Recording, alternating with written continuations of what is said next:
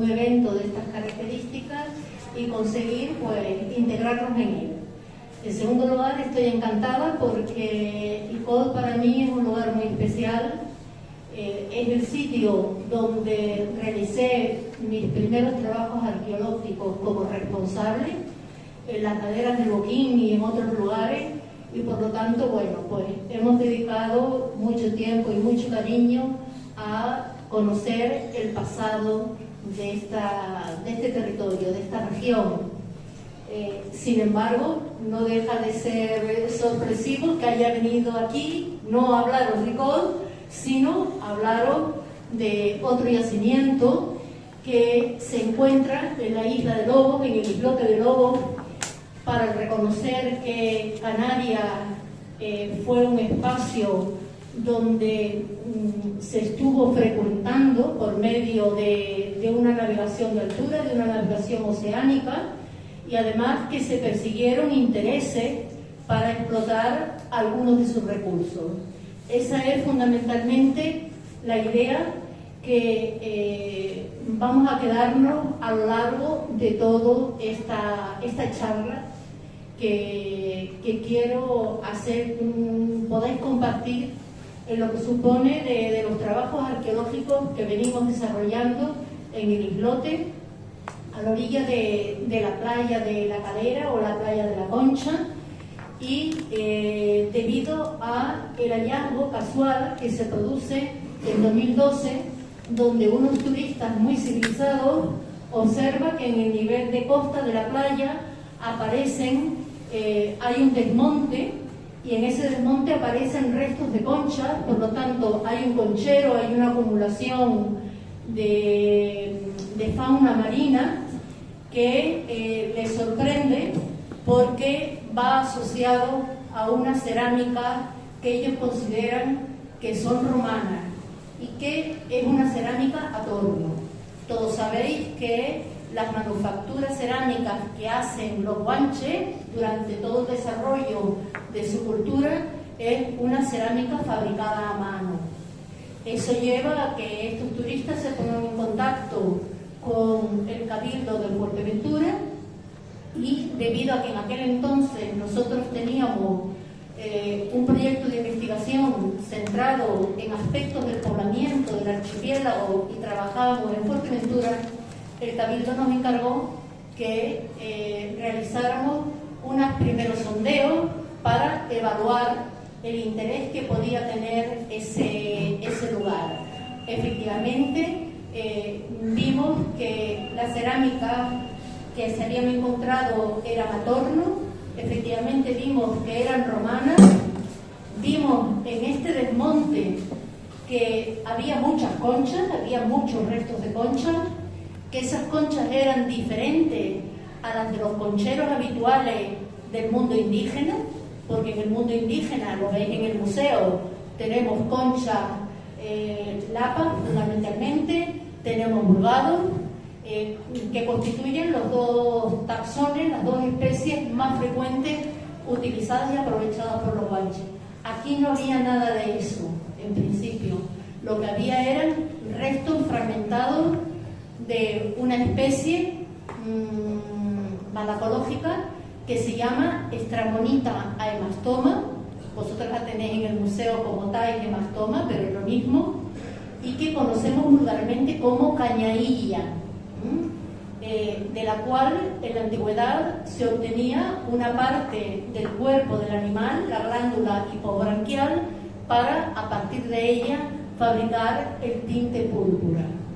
Obviamente esto supuso una sorpresa para la arqueología canaria, porque durante mucho tiempo lo que hemos estado definiendo en la arqueología canaria es que lo que tenemos son unas culturas neolíticas que son ágrafas, es decir, que no tienen escritura, que carecen de metalurgia, que carecen de una tecnología manufacturera de cerámica a torno, que tienen una economía mixta agrícola y ganadera, y dependiendo de las islas se dice muy ganadera o más agrícola, pero realmente se suele decir que es más ganadera que agrícola. Eso tiene muchísimos matices. y porque en función de eso se ha ido asumiendo algo que se convierte en un paradigma, se ha convertido como en una verdad inamovible, y es que las Canarias se pueblan o bien de manera azarosa o se pueblan por la voluntad de otros, pero que los canarios no conocen la tecnología náutica, que cuando las Canarias se conquistan se hablan lenguas diferentes que no se entienden, aunque todo eso obviamente tiene matices, ¿no? Pero en gran medida el modelo que se ha trasladado es que las Canarias van a venir a vivir siempre desde el comienzo aisladas de su entorno. Es decir, que llega la gente, aquí se queda y hemos acabado. Y superviven en determinadas condiciones, etcétera, etcétera. La investigación, por lo tanto, lo que ha moderado es una visión aislacionista. Las Canarias están fuera de cualquier otro contexto. Sin embargo, hay otra serie de investigadores que hemos intentado diseñar unos proyectos de investigación para falsar esa idea, apostando porque durante un tiempo las Canarias necesariamente tuvieron que estar en contacto con otras zonas del exterior, con otros ámbitos culturales, sobre todo porque la mar océana próxima atlántica y la costa atlántica africana ha sido durante la antigüedad un trasiego importante de gente, de tal manera que desde la época temprana, en el tránsito del primer milenio antes de la era, cuando se abren en sentido figurado las columnas de Hércules, el estrecho de Gibraltar, al tráfico del Mediterráneo, la gente de origen semita, de origen fenicio, comienza a fundar colonias en el Mediterráneo occidental, se sale el Atlántico, se funda Gadir, el actual Cádiz. La gente de esa zona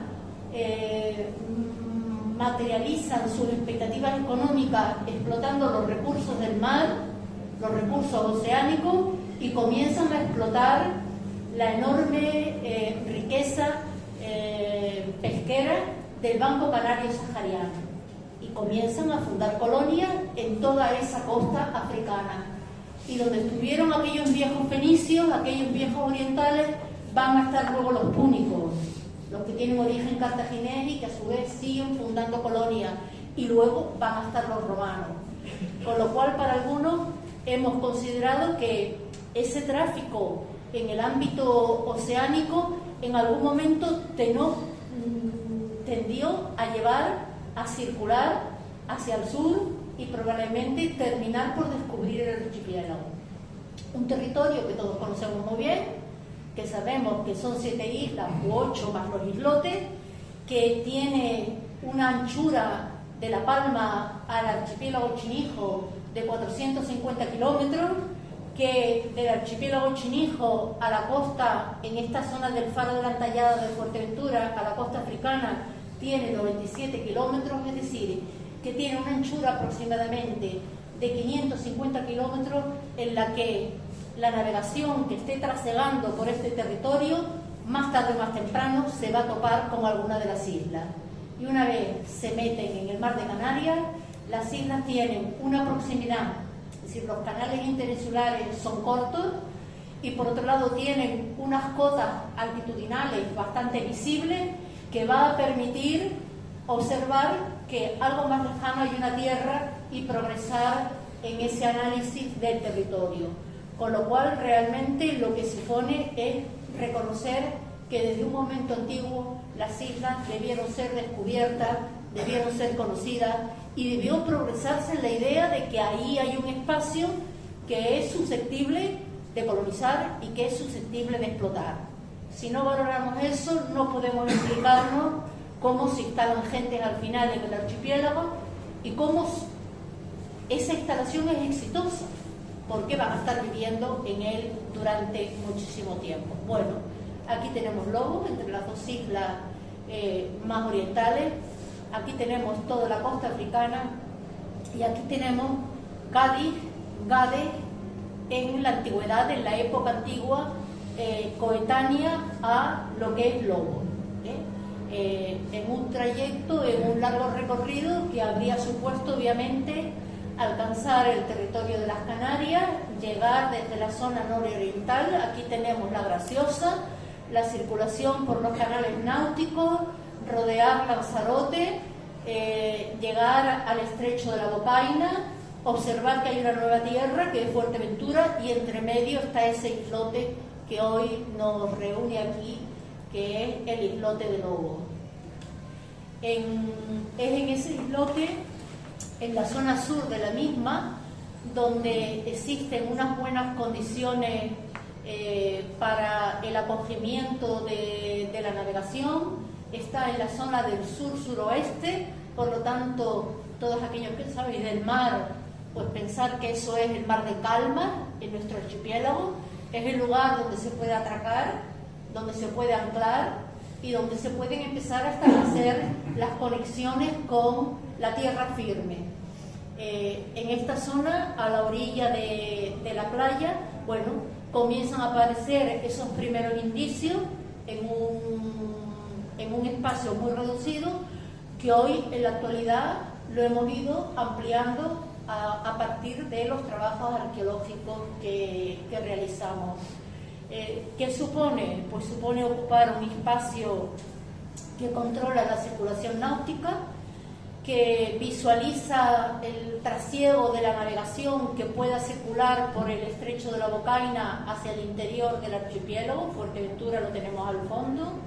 Supone también que se van a explotar recursos marinos diversos, sobre todo la puesta en marcha de una gran empresa económica que explota, como decía antes, esas extramonitas que son los llamados murícidos, y también pues explota otros recursos, la pesca, ha capturado también algunos ejemplares de cetáceos, también focas monjes, etcétera, ¿no? Con lo cual tenemos un espacio complejo en el que desde el comienzo, al observar que en el islote había materiales en superficie de diverso tipo, consideramos que a ese lugar lo íbamos a denominar Lobo 1, porque seguro que iba a haber otros yacimientos que ya sabemos que hay, ¿no?, en el propio islote.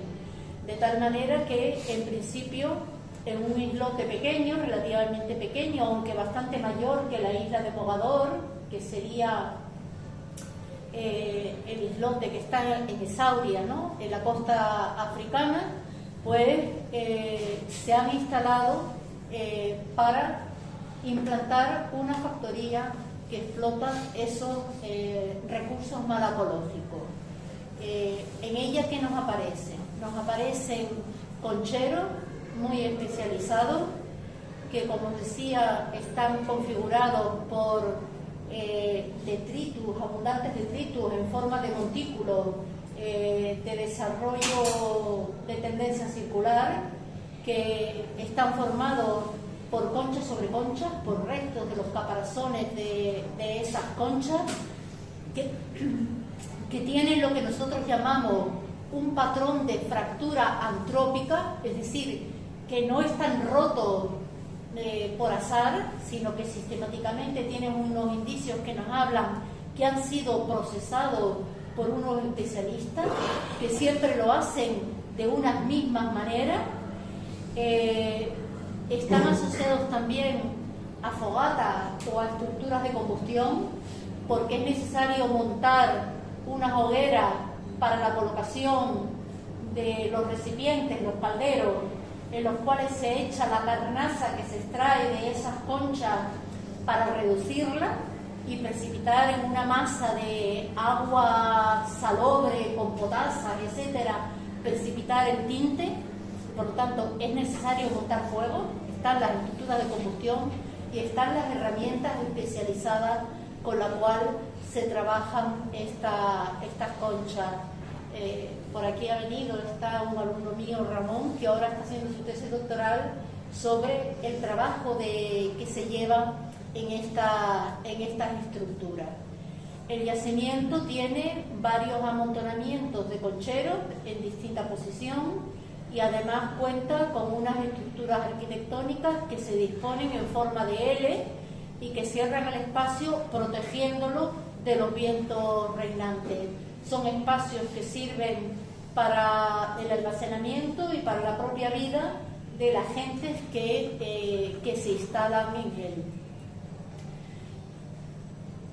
En el tipo de evidencias que nos encontramos pues son esos concheros. Aquí vemos de otra perspectiva la estructura de combustión asociada a el conjunto de herramientas que van a ser utilizadas. Los arqueólogos trabajamos dejando liberadas capas de tierra, capas de sedimento, con lo cual vemos que hay una superposición de capas, una superposición de niveles que nos está indicando que la gente ha estado ocupando ese espacio durante mucho tiempo. ¿Durante cuánto tiempo? Por lo que hasta ahora nos ha dado el yacimiento, aproximadamente un siglo. Es decir, al menos durante una centuria estuvieron yendo y viniendo gente de origen atlántico. Ahora veremos por qué decimos esto, origen atlántico, y del área que conocemos en arqueología como el Círculo del Estrecho. Es decir, son la gente que están especializadas en la explotación de los recursos piscícolas de esa región. Vemos, por lo tanto, niveles distintos, vemos áreas de combustión, vemos zonas de conchero y vemos, por lo tanto, esa secuencia temporal. El taller de púrpura de lobos no es único. Es decir, la arqueología ha permitido identificar talleres de púrpura en otros sitios de la cuenca del Mediterráneo o en la zona del Estrecho. Desde un tiempo que correspondería a mediados del primer milenio antes de la era hasta el siglo III o IV después de la era, ese conjunto de concheros, ¿no?, de factorías de púrpura. Lobos es único, con algunos de los enclaves ibicencos, porque está en posición primaria. Los arqueólogos decimos esto cuando las cosas están en su sitio según las dejaron la gente que estuvo en ellos, es decir, que no se han revuelto posteriormente. La mayor parte de los talleres de la zona del Estrecho nos encontramos que han sido removidos por distintos factores, entre otros casos por los propios reciclados que a ese material le daban los antiguos, si también tenían vertederos, y por lo tanto sacaban toda la porquería de una zona, las vertían en otra, ¿no? Y por lo tanto Lobos tiene el interés de proporcionarnos, diríamos, que todo el registro de la tecnología que podemos encontrar en un taller especializado. Además de esa tecnología que encontramos, pues los instrumentos que utilizan los especialistas en el procesado de la púrpura. A esos especialistas los llamamos murileuli, porque son los que trabajan el murex, porque son los que trabajan esas conchas que dan la púrpura. Dentro de las herramientas están los yunques y los percutores. Yunques, que son bolos basálticos con superficies muy rodadas, erosionadas naturalmente, que están provistos de unos cráteres en una o en sus dos caras, en las dos caras, que son el punto donde se coloca el taxón, el animal, la concha, con el bicho en su interior, para empezar ese procesado que hay que al cual hay que imprimir con un percutor un golpe para fragmentarlo, ¿no? Abrirlo de tal manera que se evite en ese golpe pues destrozar al ejemplar, a la materia orgánica de ese individuo, para favorecer lo más íntegro posible la extracción de esa glándula hipobranquial que es donde está la púrpura. Los percutores tienen diversas morfologías, pero nos encontramos, llamamos percutores porque tienen una forma que permite ser asidos con una cierta facilidad, que caben en la mano, que tienen unas dimensiones cumplidas, buenas, que tienen puntos de impacto en su superficie, es decir, que han sido utilizados para ser golpeados y en muchos casos tienen señales de adherencia en su exterior, una pátina de distinta coloración, generalmente marrón oscura, marrón rojiza, que correspondería a las manchas de púrpura que después de haber procesado miles de conchas, pues quedarían impregnados en las manos de los Murileuli y en definitiva trasladados a ese percutor. Lo que se está trabajando son estas conchas. En nuestro taller fundamentalmente la Strammonita hemastoma, que es esta especie que está aquí, que representa más del 97% de las especies reconocidas en esos concheros. Luego, junto a ello, hay otra especie, también un morícido, que es el que llamamos en el tipo canario Esaplex duplex, del cual también se extrae la púrpura. Y supondría romper esas conchas para extraer esta glándula hipobranquial y procesarla posteriormente. En algunas de las conchas, pero de manera testimonial, que eran verdaderos artífices que evitaban la pérdida de su materia prima, encontramos manchas que nos hablan de nuevo del procesado de la púrpura. Los restos de conchas que aparecen en los concheros son estos. Son restos de la parte extrema superior de la concha, de lo que llamamos el ápice. Son los restos de la columna vertebral de la concha, lo que llamamos la columela, o fragmentos de concha.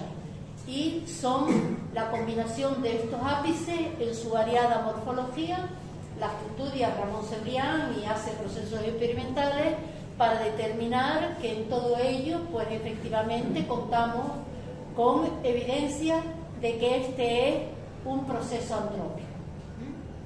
Bueno, aquí es la composición de uno de estos concheros, donde vemos en este color liliáceo, ¿sí? Más o menos, lila, pues la abundancia de esos murícidos frente, en color azul más claro, otra malacofauna diversa que también aparece en los concheros y también algunos pocos restos de malacofauna terrestre. Esto es lo que llamamos los patrones de fractura, que Cebrián clasifica en diversos tipos atendiendo a cuánto conservan del caperuzón, del ápice, cuánto se conserva de la columela y cuánto se conserva de la concha. Ahora solamente nos interesa que conozcáis que eso es antrópico y que eso implica que se ha estado trabajando con una tecnología muy, muy sistemática. Para ese trabajo, además de los percutores de piedra, se necesitan otras herramientas. La extracción de la glándula, que se puede hacer, y en los procesos experimentales lo hemos hecho simplemente a mano o metiendo un pequeño elemento metálico para tirar de ella y permitir el corte, pero en el yacimiento nos aparecen también restos de laminillas muy finas de hierro que pudieran permitirnos señalar que se han estado utilizando también con limpio. En esta imagen tenéis pues la sucesión, en ese paquete estratigráfico, la sucesión de distintas estructuras de combustión, y lo que veis aquí es el fondo de un gran caldero de plomo.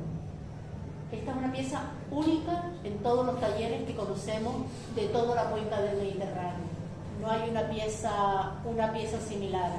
Tiene partes, está deteriorada, por eso está abandonada, pero ya las noticias antiguas, los textos antiguos sobre el procesado de la púrpura nos habla, Plinio por ejemplo, nos habla de que la púrpura se sometía a un proceso de combustión, de reducción por el calor, siempre en calderos de plomo. Efectivamente, bueno, pues tenemos esos calderos de plomo, tenemos esta pieza y otro fragmento más, en cuyo interior de nuevo pues aparecen restos de púrpura adheridos a sus paredes.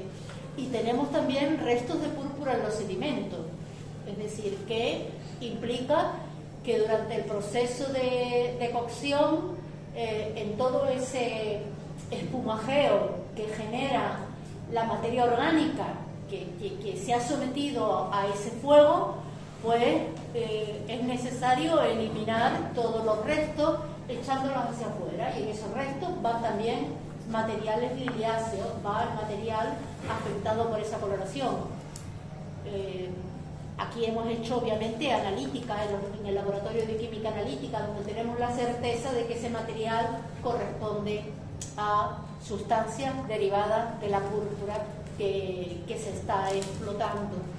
Además de ello, también en el lobo pues tenemos otros indicios que nos hablan de un conjunto de actividades que han desarrollado estos murilégules.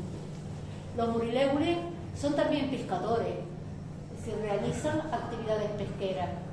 Esas las conocemos porque en el yacimiento nos aparecen restos de los esqueletos óseos de los pescados que se han consumido.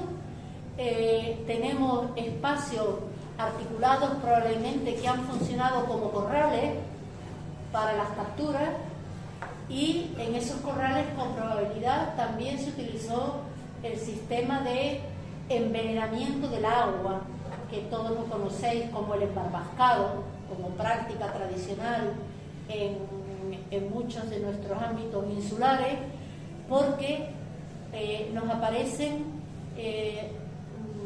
estructuras del esqueleto vegetal de una planta que es el Verbascum taxus y que es utilizado para ese procedimiento. La pesca es un proceso siempre complejo, en la cual se manejan distintas artes, y por supuesto en el registro de las fuentes literarias de la antigüedad son muchas las citas. Aquí tenéis una de Aeliano, ¿no?, en su historia natural de los animales, que habla de pues los artilugios y las necesidades que para realizar esas actividades pesqueras podían tenerse. Entre otras cosas nos están hablando de fibras, nos están hablando de redes, nos están hablando de sedales, nos están hablando de que esos materiales además necesitan ser tintados para favorecer la resistencia al agua, para favorecer también la captura, engañando a algunos de los peces y propiciar, por lo tanto, una pesca más suculenta, ¿no? De las artes de pesca tenemos también algunas fibras detectadas en los sedimentos cuando hacemos los estudios microscópicos, que permitirían señalar que quizás corresponden a fibras que se utilizaron en redes o en los sedales, pero sobre todo tenemos instrumentos como anzuelos de distinto tipo. Tenemos anzuelos de cobre, tenemos anzuelos de cobre emplomado, se supone que hemos hecho esas analíticas, ¿no?, de cobre emplomado, de bronce o de bronce plomado. Tenemos pesas de red, de piedra o de plomo, en una tipología y en unas características que son propias del mundo mediterráneo, de tradición mediterránea.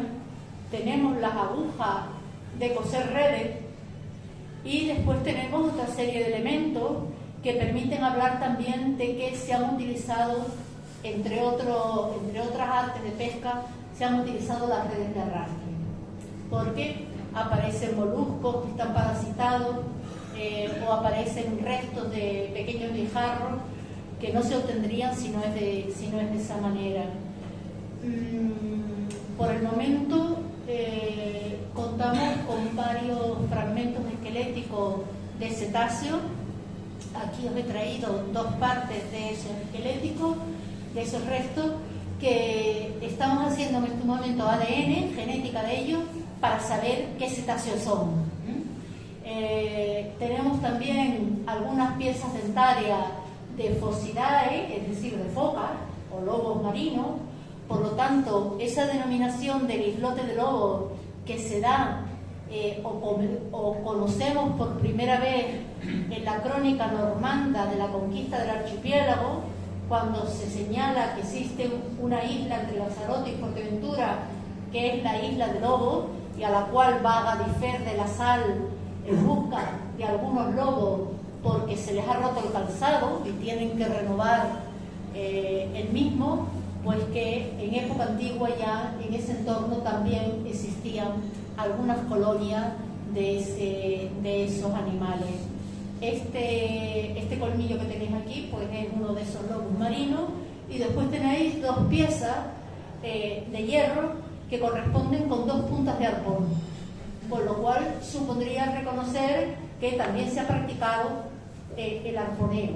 Si tenemos restos de cetáceos y restos de Phocidae, pues tendríamos que pensar en ello, por más que también la captura de los lobos marinos se hace de otra manera, frecuentemente de una manera más cruenta, utilizando el sistema de apaleamiento, ¿no? Casi de cazador directo frente al animal. Pero eso abre un mundo interesantísimo de expectativas en lo que corresponde a la explotación de los recursos de la mar océana en estos territorios. Además, Lobos es también un espacio de vida, es decir, la gente viene a explotar los recursos de ese espacio, pero la gente vive allí, y para vivir han planificado su empresa desde el punto de origen.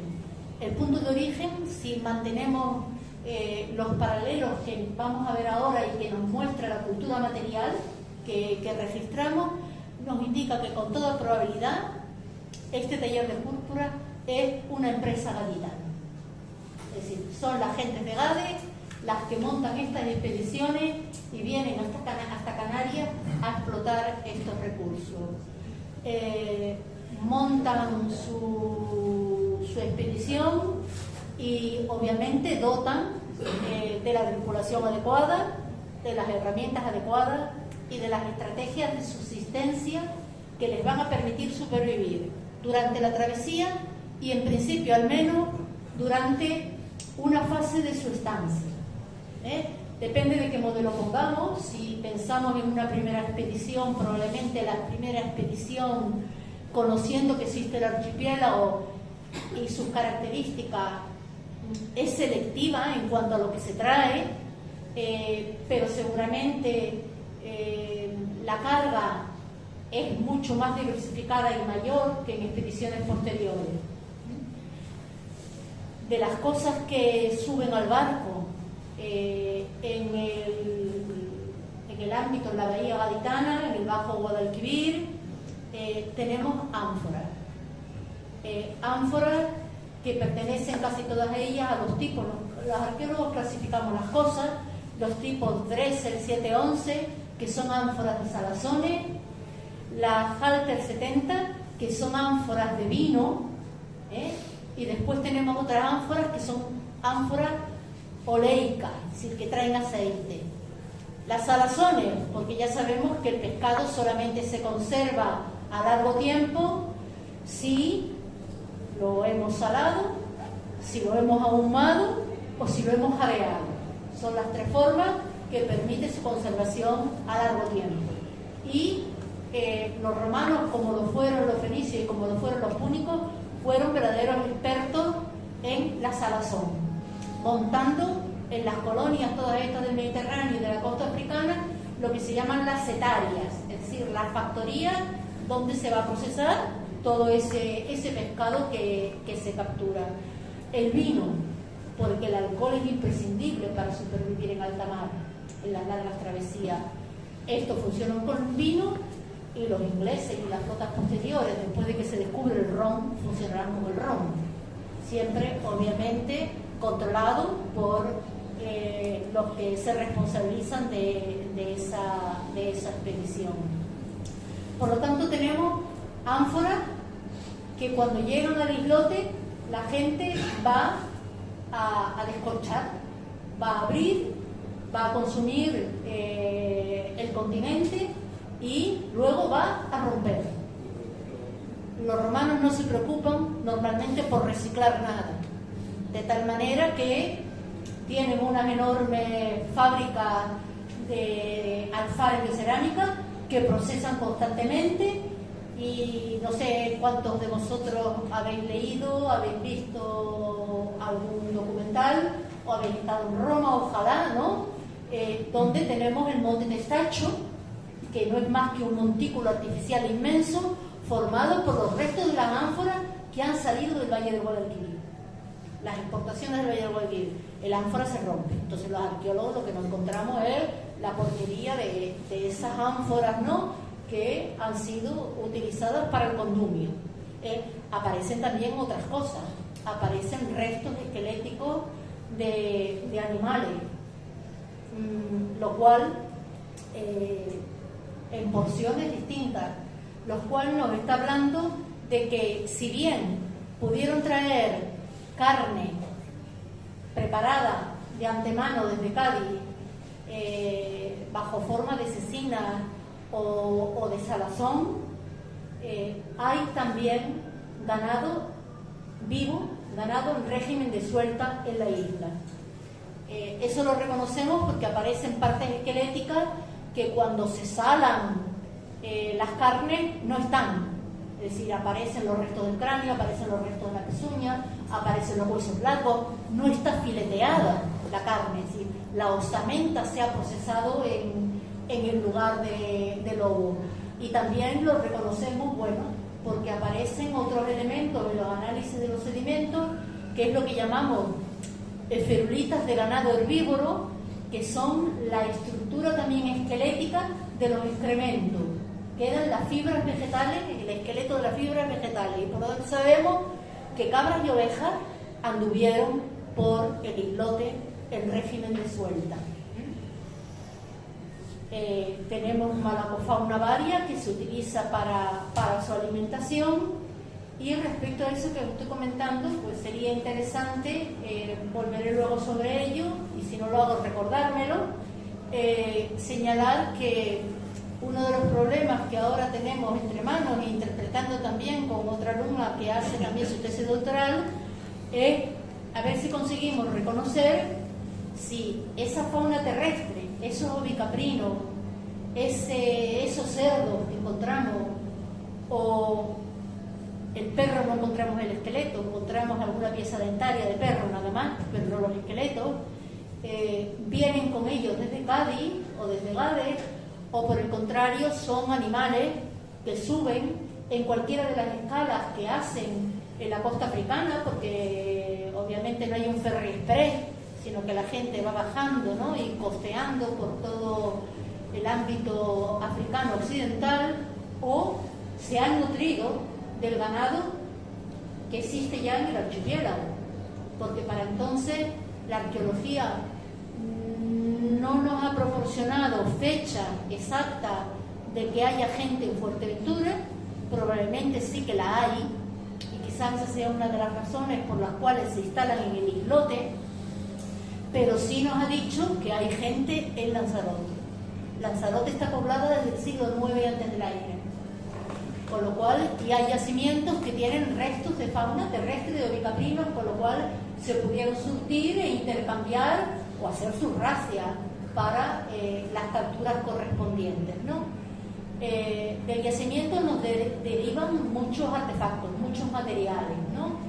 Esto que ven aquí pues es simplemente una parcela de algunas de las mesas que están ocupadas en este momento en el laboratorio del Museo Arqueológico de Tenerife, que es donde tenemos instalados los materiales en el proceso de reconstrucción y de remontaje de los mismos. De ello, además de esas ánforas que hemos visto ya, han venido el menaje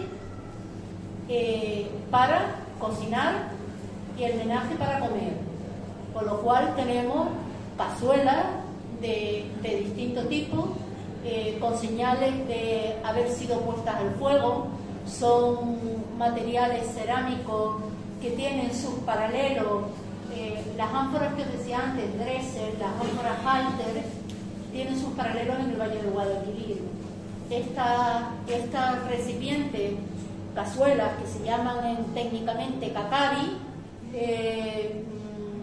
para preparar los potes, los risotes, etcétera, etcétera, pues tienen también sus paralelos lejanos en Italia y más próximos en el Valle del Guadalquivir.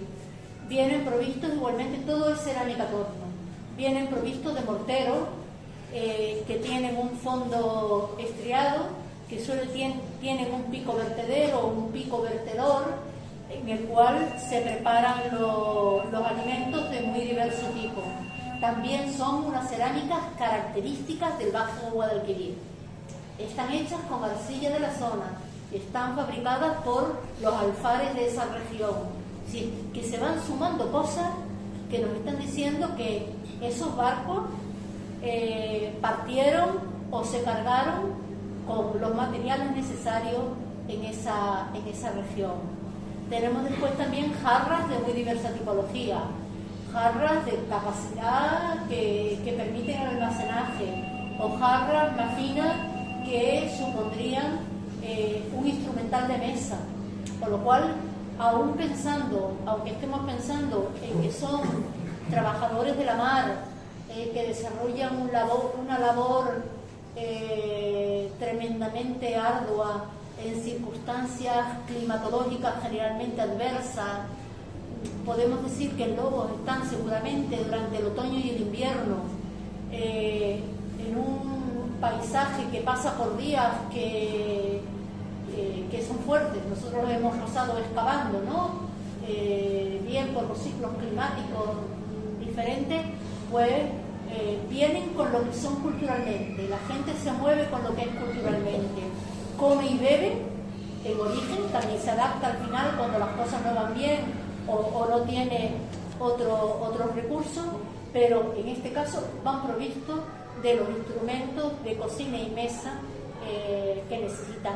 Este es, por ejemplo, un recipiente bastante plano, es una especie de, diríamos nosotros, una sartén en nuestra terminología, de menor alzada, más corto, y ese está fabricado en el área vesuviana, ese es itálico, ¿no?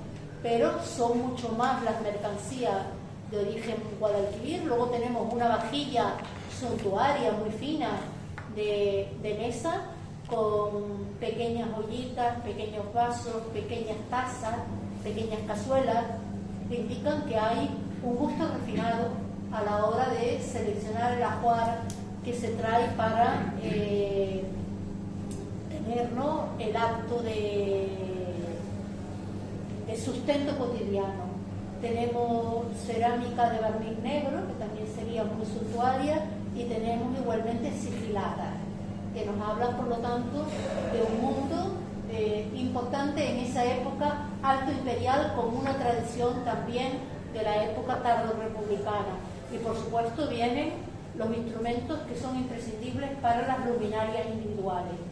Son las lucernas, sí, son los pequeños recipientes cerámicos donde, introduciendo una grasa combustible, una mecha correspondiente, pues se mantiene una luminosidad corta. Por eso decimos que son piezas de uso individual para gestionar el espacio más próximo a cada uno de los individuos. Dentro de las herramientas metálicas, pues es bastante variable el registro. Nos aparecen aquellas que son fundamentales para el sostenimiento del grupo en razón a el mantenimiento de las naves, el reciclado de las mismas, la preparación de las mismas. Generalmente para ello se utilizan los clavos de base cobre y los clavos de hierro, que se utilizan para multiplicidad de funciones, ¿no?, en el avituallamiento y en la instalación en el islote. Tenemos objetos de adorno, imperdibles en fíbulas, agujas de las mismas o piezas articuladas, alfileres, que permiten señalar que obviamente también venían provistos de aquellos elementos que correspondían a su ajuar personal. Tenemos también algún anillo, en este caso es de hierro, ¿no? Con todo ello, de una forma muy rápida, estamos hablando de un conjunto, de un espacio donde observamos que hay indicios de una actividad económica de alta producción intensiva sobre la malacofauna marina, especializada en los murícides, para producir la púrpura. Hablamos de que el interés de ese producto hace que la gente vaya y venga durante una centuria. ¿Por qué decimos que va y viene? Porque el modelo de interpretación que se hace sobre estos especialistas es que realmente son gente temporera. Hay una época del año que es primavera y verano, donde las condiciones del mar, esa franja atlántica, ¿no?, desde la zona del Algarve, Alentejo, Círculo del Estrecho, hacia el territorio meridional, está abierta. Es decir, el régimen de vientos, la mar en calma, favorece esa navegación. En el suroeste de la península, en el litoral gaditano, se dice que en esa zona la mar está abierta de San Marcos a San Juan. En este foro no tengo por qué explicarlo cuando es San Marcos, y seguramente también todos sabemos con los achitos cuando es San Juan. O sea que es en ese periodo donde la gente de Cádiz se lanza, y por eso el ducado de Medina Sidonia se instala allí con sus almadrabas, se lanza a la captura de los atunes que vienen en todo su ciclo biológico, en su migración desde el Atlántico Norte, bajan por la fachada atlántica, pasan por ahí, entran al estrecho de Gibraltar, rodean el Mediterráneo por la vertiente norte, entran en el Mar Negro y llegan al fondo del Mar Negro están las últimas factorías romanas y salen por la costa meridional del Mediterráneo y nos llegan hasta Canarias. Faenan en la zona de Cádiz, bajan y están trasegando durante ese periodo, que ya sabemos también que es el periodo donde en las pescaderías nos aparecen las sardinas, nos aparecen las caballas y nos aparecen los atunes en todas sus variedades, dicho de manera general, a un mejor precio, porque simplemente abundan más. ¿Por qué? Porque vienen en una cadena trófica, ¿no? Primero vienen los más pequeñajos delante, los otros que se lo van comiendo, etcétera, etcétera. Eso explica por qué en la costa africana están colocadas todas esas factorías. Eso explica por qué terminan tropezándose con Canarias. ¿Qué pasa? Que eso puede hacerse en primavera y verano.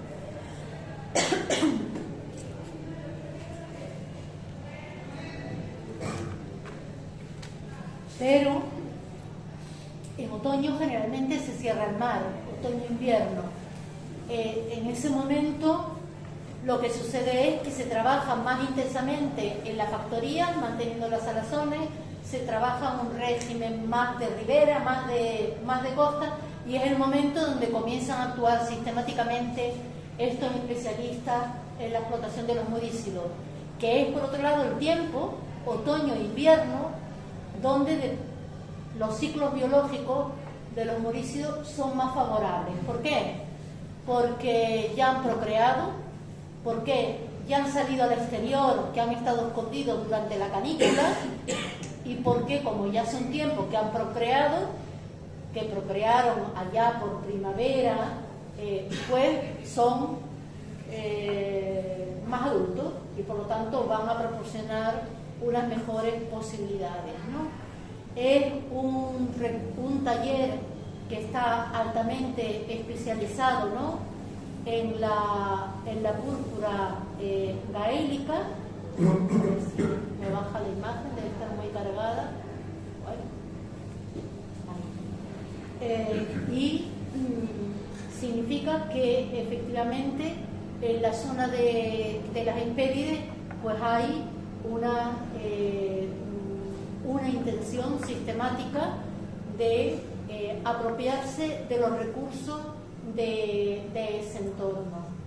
Una de las conclusiones fundamentales de estos trabajos que siguen en marcha es que Canarias estuvo integrada durante este momento en el Círculo del Estrecho como un territorio que era susceptible de explotación de sus recursos. Sabemos también que lo estuvo antes, pero ahora no estamos hablando del mundo romano, ¿no? Y en segundo lugar también es interesante entrar en la consideración de que como arqueólogos debiéramos mirar con otra óptica los registros que aparecen en nuestro suelo, porque hasta el momento, de una manera generalizada, cuando se encontraban hallazgos metálicos o cuando se encontraban cerámicas a torno, se decía, bueno, ya sabemos que los guanches no tenían cerámica a torno, ya sabemos que no tenían metales, esto tiene que ser posconquista castellana, y por lo tanto se han despreciado lugares que potencialmente pudieron tener buenos registros arqueológicos y que obviamente en nuestro proyecto de investigación seguimos en su búsqueda, ¿no? Con ello, otra de las cosas que viene relacionada es si realmente podremos decir que Canarias son esas purpurarias que se han mencionado en el texto pliniano, en la historia natural de Plinio, ¿no? De la cual hay varios fragmentos que aluden a la existencia de las islas de la Mauritania, ¿no? Señalando que efectivamente unas fueron descubiertas por Juba, que en ellas instaló la púrpura betúlica, y además de ella también se señala en el relato de la expedición de Juba, se habla de las distancias geográficas medidas en paso que existen en la navegación hacia las Afortunadas. La literatura arqueológica ha querido señalar que las purpurarias están en el islote de Mogador, al lado de la costa africana, que lo veíamos al comienzo en aquel mapa que os puse. En el islote del Mogador hay un asentamiento antiguo de época semita y también un asentamiento romano. Por el momento, en el islote no se han identificado restos de concheros purpurígenos, lo cual no quiere decir que no existan, pero por el momento la arqueología no los ha evidenciado. Sin embargo, la literatura interpretativa, sobre todo en manos de los arqueólogos franceses y los historiadores de la antigüedad franceses, han señalado que esas purpurarias son Mogador. Y hasta ahora la atribución de algún investigador de que las purpurarias pudieron ser también canarias, particularmente Juan Álvarez Delgado, ha sido denostada, ha sido marginada, en el sentido de que no se había evidenciado tampoco en Canarias ningún enclave que pudiera estar ligado a este tipo de explotación, y que además mayoritariamente no había indicios de ocupación romana en el archipiélago, y por lo tanto vamos a dejarlo aparcado, o al menos vamos a descartarlo, o vamos a no mencionarlo, ¿no? Ahora, sin embargo, tenemos un magnífico taller, el Lobo, y obviamente al debate está si Canarias pudieron ser también las purpurarias. Esa valoración tiene sus más y sus menos según lo miremos. Hay unos pero al relato pliniano, es decir, si Juba tiene su asentamiento en territorio marroquí y domina el territorio del Atlas y domina la costa africana y está instalado en Volubilis,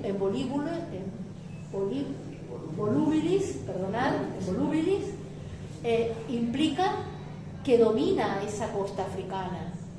Será difícil considerar que manda una expedición al islote que está al extremo del centro comercial, es decir, que se toca con la mano, que es visible. Ese islote es perfectamente conocido, por lo tanto difícilmente habría que reconocer un territorio que sea las purpurarias que esté próximo a la costa.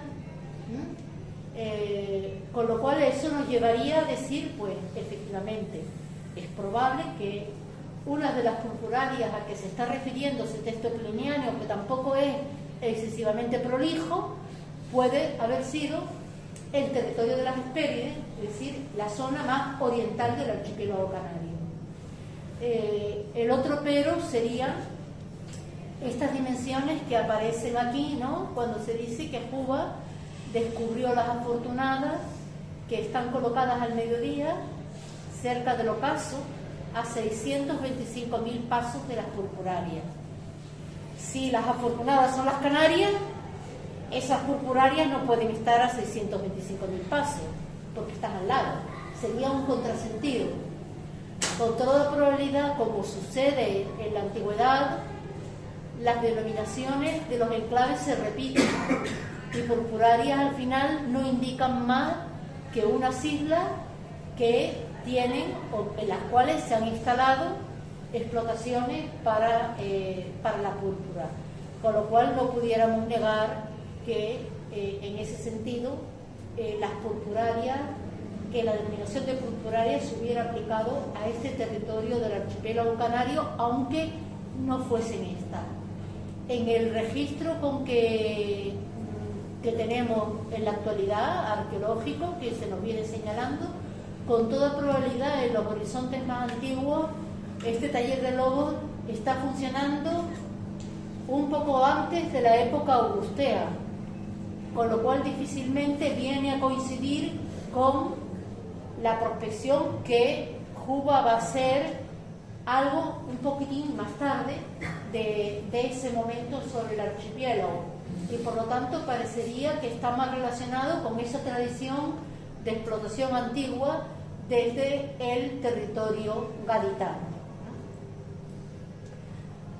Y quedo a vuestra disposición, ya me he cogido una hora, quedo a vuestra disposición para que me hagáis las preguntas que consideréis oportunas.